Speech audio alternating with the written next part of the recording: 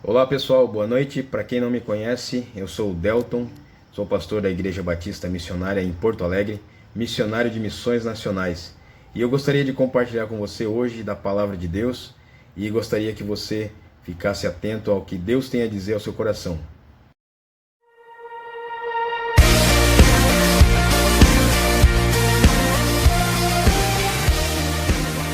2 Timóteo capítulo 3, a partir do versículo 1. Saiba disto, nos últimos dias sobrevirão tempos terríveis. Os homens serão egoístas, avarentos, presunçosos, arrogantes, blasfemos, desobedientes aos pais, ingratos, ímpios, sem amor pela família, irreconciliáveis, caluniadores, sem domínio próprio, cruéis, inimigos do bem, traidores, precipitados, soberbos, mais amantes dos prazeres do que amigos de Deus, tendo aparência de piedade, mas negando o seu poder. Afasta-se desses também. São esses os que se introduzem pelas casas e conquistam mulheres instáveis, sobrecarregadas de pecado, as quais se deixam levar por toda espécie de desejos. Elas estão sempre aprendendo e jamais conseguem chegar ao conhecimento da verdade. Como Janes e Jambres se opuseram a Moisés, esses também resistem à verdade. A mente deles é depravada, são reprovados na fé. Não irão longe, porém, como no caso daqueles, a sua insensatez se tornará evidente a todos. Mas você tem seguido de perto o meu ensino, a minha conduta, o meu propósito, a minha fé, a minha paciência, o meu amor, a minha perseverança, as perseguições, os sofrimentos que enfrentei, coisas que me aconteceram em Antioquia, Icônio e Listra. Quanta perseguição suportei, mas de todas essas coisas o Senhor me livrou. De fato, todos os que desejam viver piedosamente em Cristo Jesus serão perseguidos. Contudo, os perversos e impostores irão de mal a pior, enganando-se e sendo enganados. Quanto a você, porém, permaneça nas coisas que aprendeu e das quais tem convicção, pois você sabe de quem o aprendeu. Porque desde criança você conhece as sagradas letras, que são capazes de torná-lo sábio para a salvação mediante a fé em Cristo Jesus. Toda a Escritura é inspirada por Deus e útil para o ensino, para a repreensão, para a correção e para a instrução na justiça, para que o homem de Deus seja apto e plenamente preparado para toda boa obra. Que texto, hein? Logo o contexto aqui está falando e parece que nós estamos falando de hoje, né? Do que nós estamos vivendo. Pois bem, observando o vento, o vento, né, que tem acontecido e vendo o ritmo das coisas, né? O ritmo desenfreado que o mundo está, vemos uma acelerada degradação moral, política e social, e com escalas cada vez maiores, cada vez mais altas e mais intensas. Todos os segmentos da sociedade estão gradativamente sendo influenciados e influenciados a seguirem para uma só direção. E infelizmente nós vemos uma tendência sendo gerada e alimentada, onde muitos crentes estão sendo intimidados pelos últimos acontecimentos, pelas notícias aí, né, intimidados, enredados por isso, envolvidos nisso, e outros estão agindo como os que estão no mundo sem Deus, né, defendendo ideias e posições que estão combinadas com o mundo caído e não com o que Deus quer e o que Deus espera. Essa realidade ela não é nova, pelo contrário, desde que houve a queda do homem, essa realidade já acontecia. Claro que em pequena escala, em número bem mais reduzido, mas essa característica caída, ela foi sendo espalhada e acabou se tornando uma marca do homem sem Deus. E aí podemos entender mais quando dizemos que a história se repete. Só que há uma questão que nós temos que guardar, né? A história se repete, só que de uma maneira definitiva. Ou seja, talvez não será mais repetida daqui para frente. Aconteceu e agora é final. Então as coisas já estão passando. Próximo passo qual é? Jesus vindo buscar a sua igreja, e quem não se santificar, quem não buscar uma intimidade com Deus, a palavra de Deus diz que ficará, né? Eu afirmo isso, meus queridos, porque as Escrituras nos dão uma clareza do final dos tempos. E podemos dizer que este é o final dos tempos. É os sinais que antecedem o final dos tempos e que estão sendo dados ao longo desses últimos meses.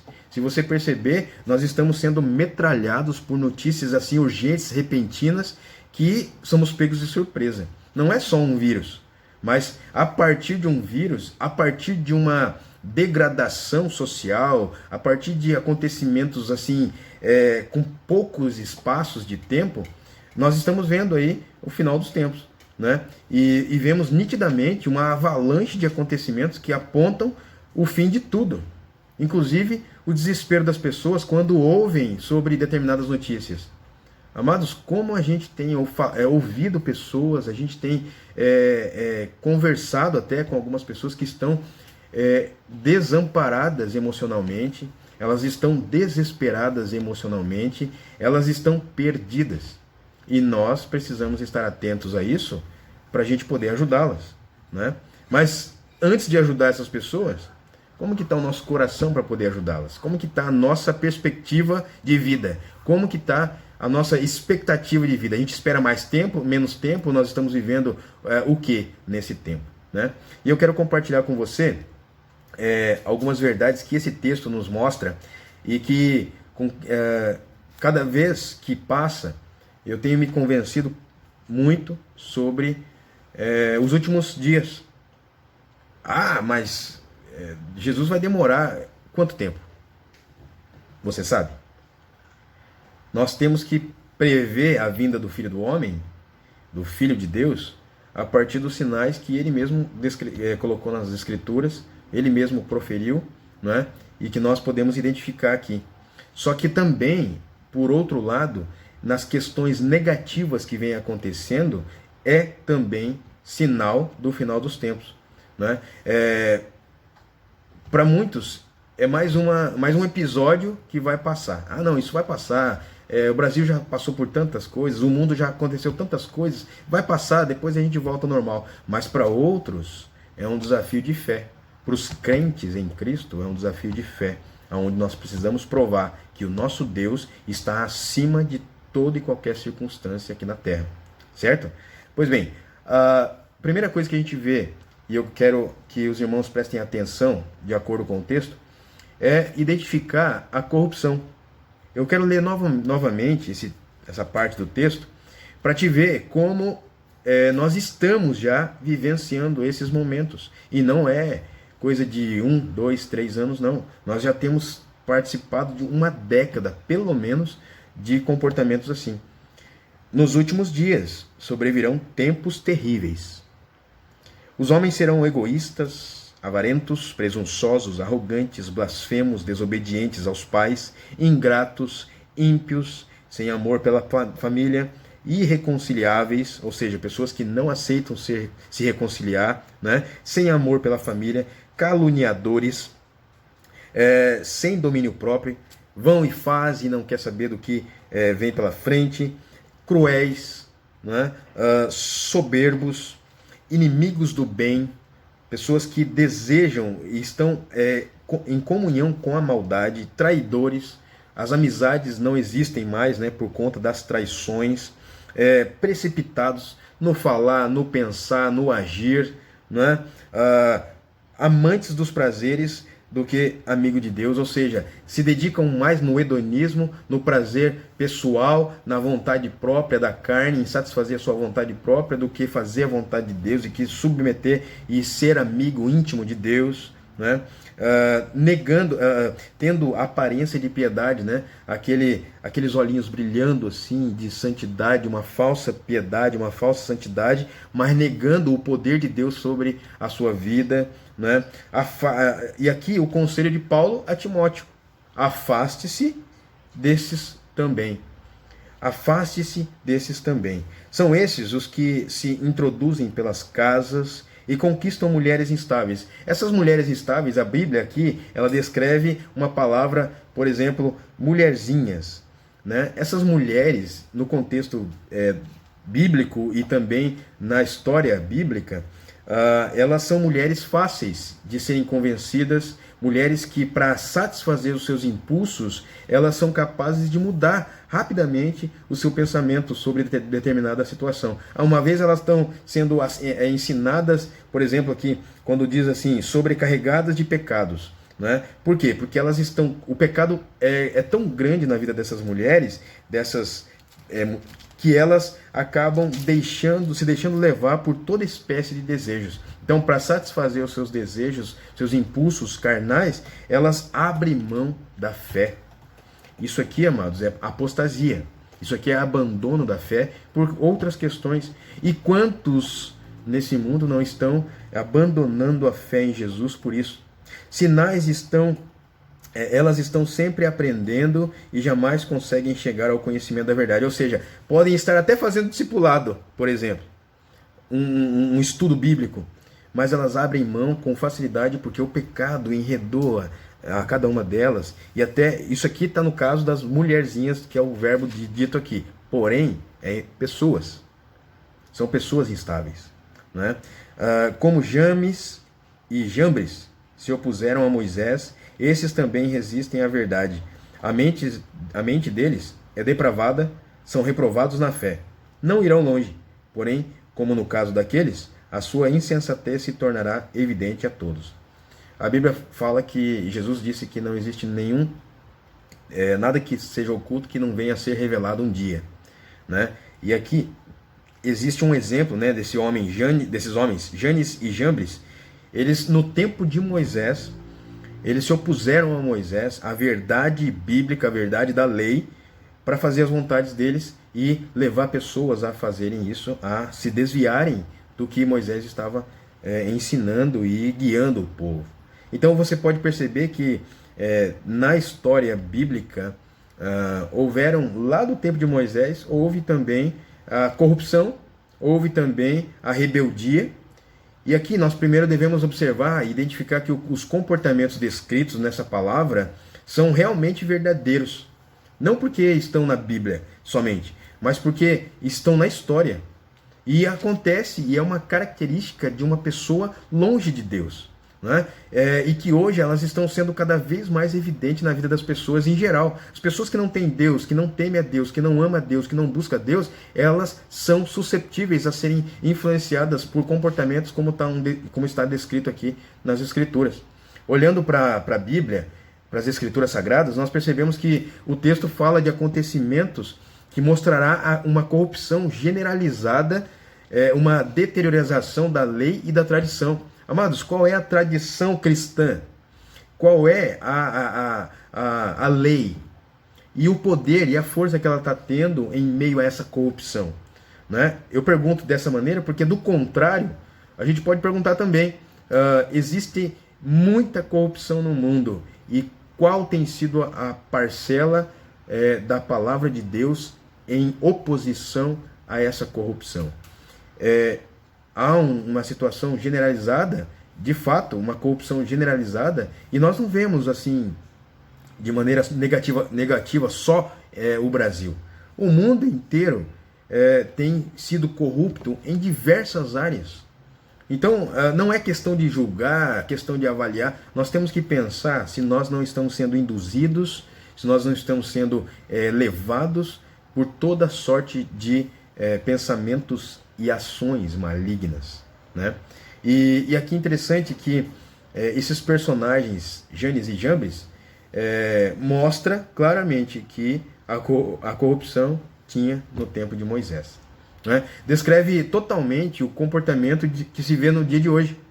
A gente olha e lê a palavra, a gente vê um comportamento igual. Né? É quase que uma descrição exata. E Paulo aqui, ele está mostrando e ensinando ao jovem Timóteo qual é a característica do mundo sem a luz divina. A característica do mundo sem a luz divina é onde existem prejuízos nos relacionamentos, a corrupção nos relacionamentos, a falta de Deus, nos relacionamentos, a falta de luz para brilhar os caminhos. Nos últimos dias, e aqui, esses últimos dias, refere-se a uma descrição que já, por exemplo, refere-se a um tempo, daquele tempo até Cristo voltar. Ou seja, nesse período, os últimos tempos, por que Paulo se refere? Ele escreveu essa carta aqui a Timóteo lá em 67 depois de Cristo. E ele escreveu sobre isso para Timóteo, e os outros discípulos, que eram apóstolos, também falavam dos últimos dias. E quando começou a palavra, a fala, últimos dias? Começou quando Jesus ressuscitou.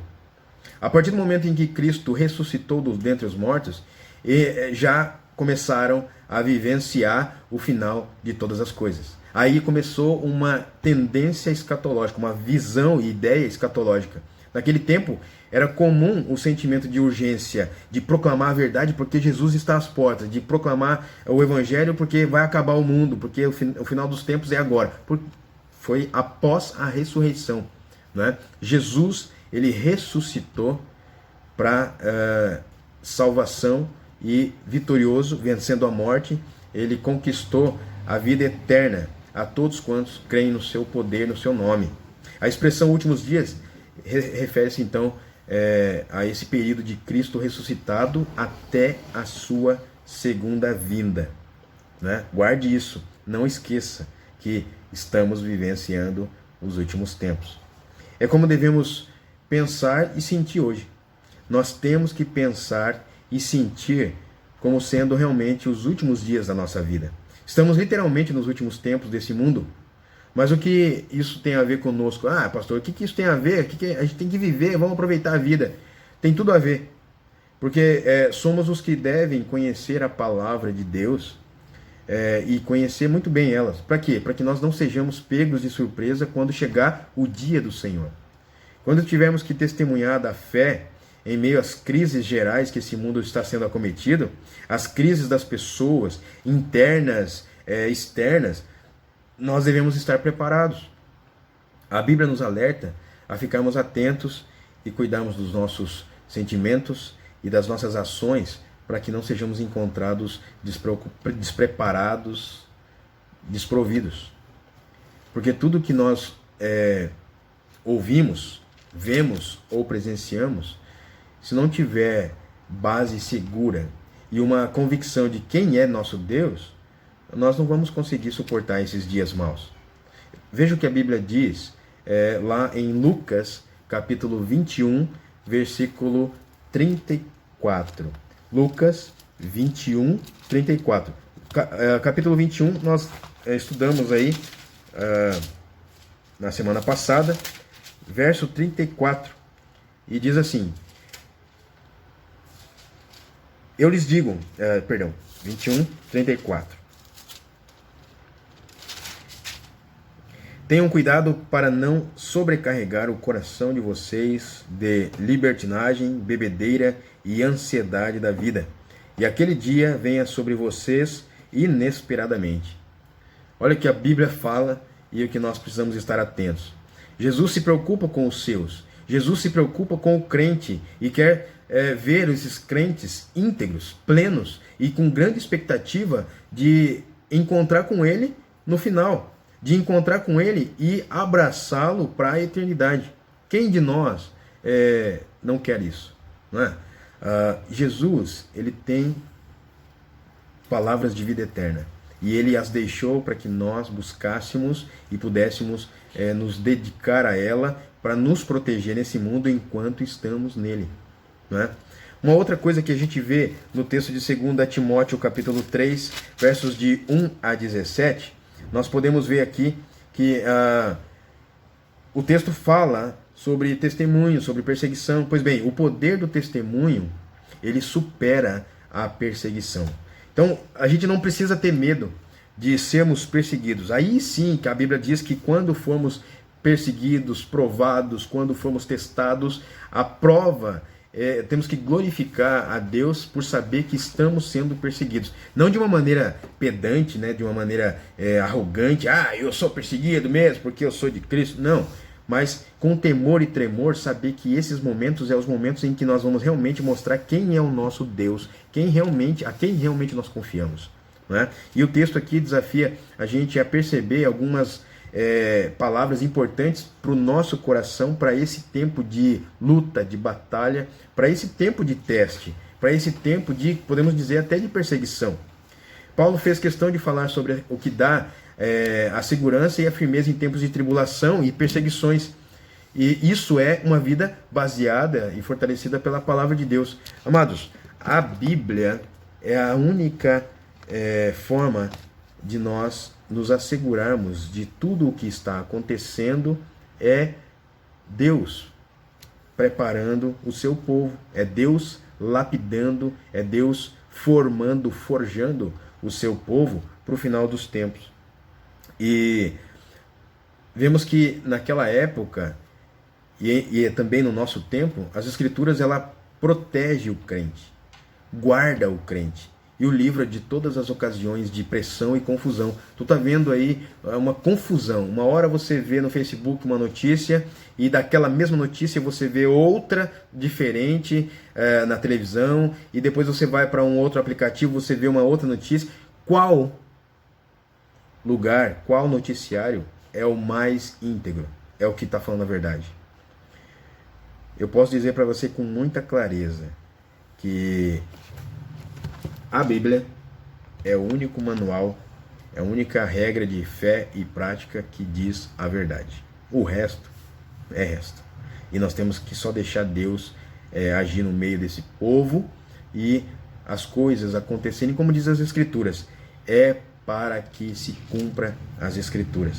Mas eu quero me deter contigo aqui de volta ao texto, e do verso 10 ao 13, que diz o seguinte, do capítulo 3, do 10 ao 13. Mas você tem seguido de perto o meu ensino, a minha conduta, o meu propósito, a minha fé, a minha paciência, o meu amor, a minha perseverança, as perseguições e sofrimentos que enfrentei, coisas que me aconteceram em Antioquia, Icônio e Listra. Quanta perseguição suportei, mas de todas essas coisas o Senhor me livrou. De fato, todos os que desejam viver piedosamente em Cristo Jesus serão perseguidos. Contudo, os perversos e impostores irão de mal a pior, enganando e sendo enganados. Amados, a gente vê aqui mais um acontecimento bíblico, mas que parece que estamos lendo um jornal de hoje, não é? O texto deixa claro que as perseguições e aflições estão sempre atreladas a um bom testemunho. Sempre atreladas no sentido de quando existe um bom testemunho, quando existe uma boa atitude, quando existe uma boa ação, quando existe a manifestação poderosa do Senhor, vem a perseguição, vem a provação, vem a pressão, vem tudo o oposto do que nós temos da parte de Deus. A pessoa que busca viver a vontade de Deus sofre na carne as reações das colisões com esse mundo. Por que eu estou dizendo isso, amados? Porque é o seguinte, essa palavra não é só para uma pessoa incrédula que não conhece Jesus, mas é para você crente, para você ficar firme, para você ficar forte, para você ser encontrado de pé na presença de Deus. O Senhor Jesus, ele vem buscar a sua igreja. E qual igreja ele vem pegar? Qual ele vai abraçar? Qual noiva ele vai querer casar? Tu acha que Jesus, o noivo especial, ele vai querer casar com uma mulher mochibenta? No sentido de roupa suja, um vestido rasgado, não é? mal ordenada, adornada, mal arrumada. Tu acha que Jesus vai querer casar com uma pessoa mentirosa? Tu acha que Jesus ele vai casar, se misturar com uma pessoa de mau caráter? Você acha que Jesus vai abraçar, amar, olhar nos olhos de uma mulher falsa? de uma noiva que não tem amor por ele? É claro que não, meu querido. É claro que não.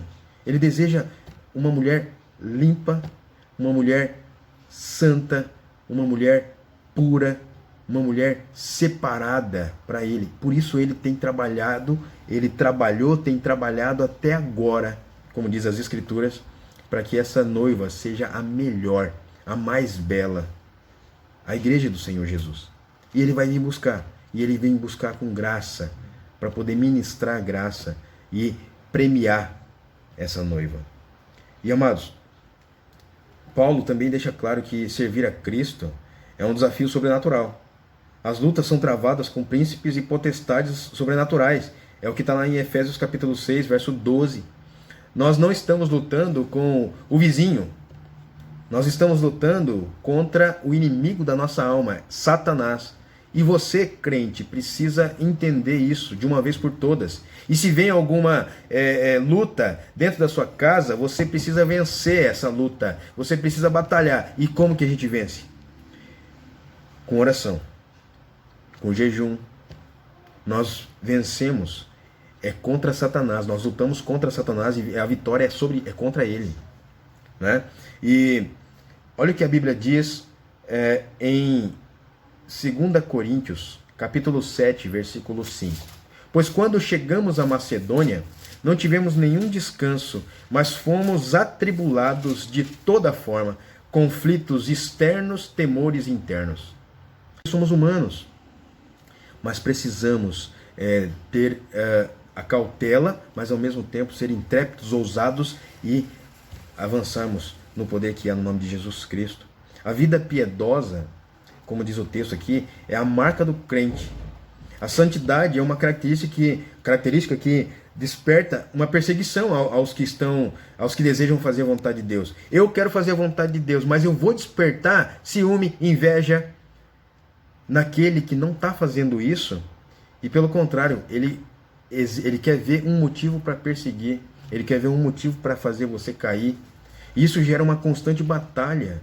É uma constante batalha. Nós estamos vivendo momentos de constantes batalhas. São muitos os desafios, mas a recompensa, a Bíblia diz lá em Romanos capítulo 8, versículo 18, que os sofrimentos pequenos e momentâneos que estamos vivendo hoje não é comparado à glória que receberemos lá com Jesus Cristo. Glórias a Deus por isso. Vai ser especial aquele tempo. Assim como está garantido o destino dos justos, também será igual para os perversos e para os maus. Porém, com um agravante, né? Os maus, eles terão a recompensa. Mas você já parou para pensar que eles terão essa recompensa, esse retorno das suas ações ainda nesse mundo? Ainda nesse tempo. E a Bíblia mostra isso. Você pode anotar aí na sua Bíblia, no seu caderno, em algum lugar, para você verificar isso depois. Provérbios 16, 4, 2 Pedro 2, 9 e Judas 1, 4. Você vai ver que o ímpio, né, o desobediente, o depravado, o perverso, o homem mau, ele vai receber sobre a sua cabeça a sentença. E o interessante é que Deus diz na sua palavra também, em outros endereços bíblicos, que ele vai fazer com que a sua justiça seja impetrada sobre bons e maus, e ele também diz na sua palavra que no tempo oportuno ele recompensará a cada um conforme o seu procedimento. Olha o que a Bíblia diz em Apocalipse, capítulo 22, versículo 11. Apocalipse 22, último capítulo, verso 11. Diz o seguinte: e quando chegar aquele tempo, todos os que praticam o mal o praticarão cada vez mais. Aquele que é imundo se tornará cada vez mais depravado. Os homens de bem continuarão a praticar o bem. Aqueles que são santos prosseguirão em santificar-se. Amados, isso é interessante, é muito especial esse texto. Apocalipse 22, 11. Tá sujo? Vai se sujar mais. Tá enrolado? Vai se enrolar ainda mais. A prática que a pessoa tem, ela vai se enredar ainda mais nisso. E o otimismo e o positivo também é igual. Prosseguirão os santos, se são santos, eles prosseguirão e buscarão se santificar ainda mais. Esse é o apelo para você, crente. Santifique-se ainda mais. Purifique-se ainda mais. Deixa Deus trabalhar no seu coração. Deixa Deus te envolver. Deixa Deus te abençoar. Deixa Deus ministrar no seu coração. Deixa Deus te lapidar. Deixa Deus santificar as suas atitudes, os seus pensamentos e as suas obras. Deixa Deus santificar a sua vida. E por fim eu quero partilhar do terceiro ponto aqui, que está nos últimos versículos, né, de 2 Timóteo capítulo 3, e que diz o seguinte: quanto a você, porém, permaneça nas coisas que aprendeu e das quais tem convicção, pois você sabe de quem o aprendeu. Porque desde criança você conhece as sagradas letras, que são capazes de torná-lo sábio para a salvação mediante a fé em Cristo Jesus. Toda a Escritura é inspirada por Deus e útil para o ensino, para a repreensão, para a correção e para a instrução na justiça, para que o homem de Deus seja apto e plenamente preparado para toda boa obra. É na palavra que temos autoridade e sabedoria para vencer o mundo. A orientação de Paulo aqui a Timóteo é a mesma para cada um de nós. Permanecer firme no que aprendemos nos princípios para a nossa vida. As Escrituras Sagradas nos garantirá proteção integral de todas as ameaças que se levantam contra nós. As Sagradas Escrituras nos tornará, não somente nos protegerá, mas nos tornará sábios pela fé em Cristo Jesus. A autoridade da palavra é o fundamento do crente e deve nos inspirar e nos motivar em todas as circunstâncias que viemos a enfrentar. É essa palavra que irá nos dar convicção da fé e que vai nos sustentar em Cristo Jesus para que nos tempos de crise nós tenhamos tranquilidade, segurança, coragem, esperança. E olha, Jesus orou por nós no tempo dele para que nós fôssemos santificados pela verdade. Santifica-os na verdade, a tua palavra é a verdade. João 17:17. Jesus, lá naquele tempo, ele orou por nós hoje para que nós fôssemos santificados, para que nós fôssemos apurados pela verdade. Enquanto o mundo ele é deteriorado pelo pecado e o engano de Satanás, os crentes que confiam e esperam por Jesus são santificados por ele até a sua vinda. O crente precisa se santificar nesse tempo de perversão para que possamos combater a malignidade que tem imperado e que tem dominado esse sistema, esse mundo. Quero finalizar com uma passagem bíblica e concluir essa nossa mensagem com essa palavra, com esse texto, e que se encontra lá em Josué capítulo 3, versículo 5. Josué ordenou ao povo: santifiquem-se, pois amanhã o Senhor fará maravilhas entre vocês. Santifiquem-se, porque o Senhor fará maravilhas entre vocês. Esse santificar-se, amados, é se preparar no tempo que se chama hoje. É você buscar a Deus enquanto é possível achá-lo, invocá-lo enquanto ele está perto. Nós temos essas possibilidades hoje, nós temos essas oportunidades hoje. E você precisa se dedicar na presença de Deus, buscando o seu favor, buscando o seu poder, buscando a sua graça, para que ele possa ser o seu escudo, para que ele possa ser a sua fortaleza no tempo de crise. Nós estamos atravessando um período em que precisamos decidir e definir que tipo de cristão nós desejamos ser e que tipo de cristão nós desejamos nos apresentar a Cristo. Ele virá buscar a sua igreja e ele vai buscar uma igreja santificada, né? E a palavra que nós temos, o apelo de hoje, é para que você santifique seu coração, santifique as suas obras, santifique seus pensamentos, para que Jesus te encontre fiel a Ele. Deus te abençoe, em nome de Jesus.